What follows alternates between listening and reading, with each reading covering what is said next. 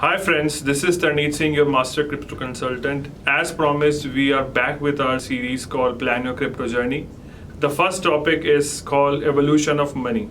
So first we need to understand how the money was born and why the evolution of money happened. So now if we go 1,000 years back, so there was no money involved, so we used to use barter system. For example, if I have wheat and if my friend had potatoes, so we could have exchanged wheat with potatoes. So now there was no economic valuation that how could I barter everything with anything. If suppose I have buffaloes and I want to take goats, so there was no economic parity and economic valuation. So then metal coins, copper coins were introduced, and then finally we stopped at gold coins.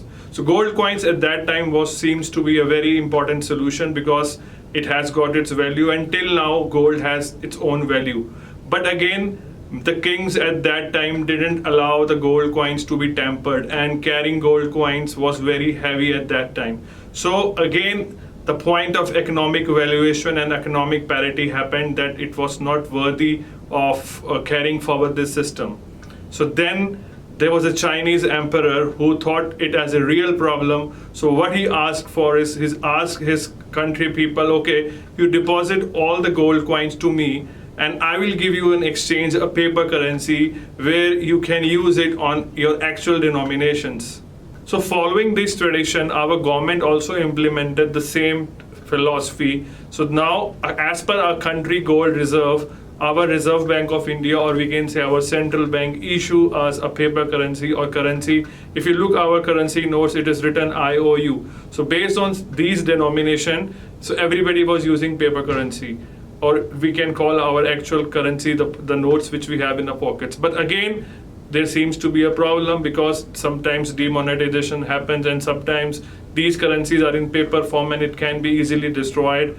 So now paper currency, again, it has its own problems, like it was difficult to carry so much amount of money from one place to another, and people were afraid even to store their currencies at their home. So then came our own banks. So people started depositing money in the banks, and banks solved the problem for person from carrying money from one place to another.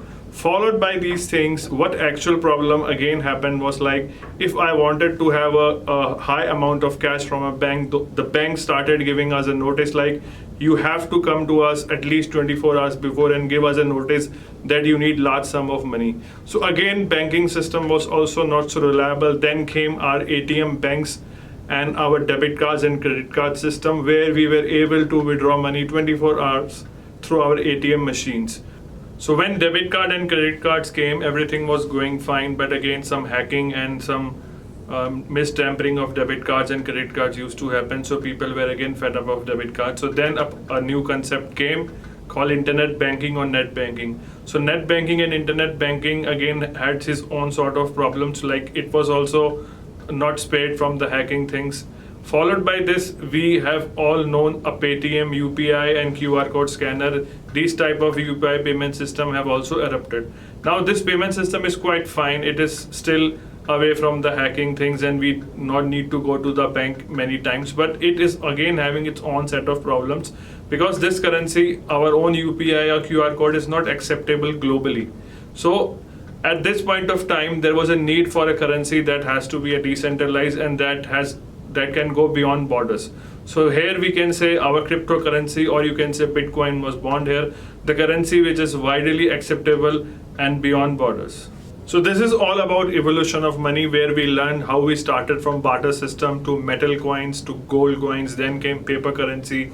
Followed by paper currency, we had ATMs, we had banks, we had net banking, internet banking, QR codes, UPI scanners, and then we all knew how Bitcoin was born and why it was the need of the time that we need a decentralized currency that was not controlled by anybody. It has to be purely decentralized. So stay tuned with us for our another chapter called What is Cryptocurrency and What is Bitcoin? So stay tuned with Cryptoknowmics.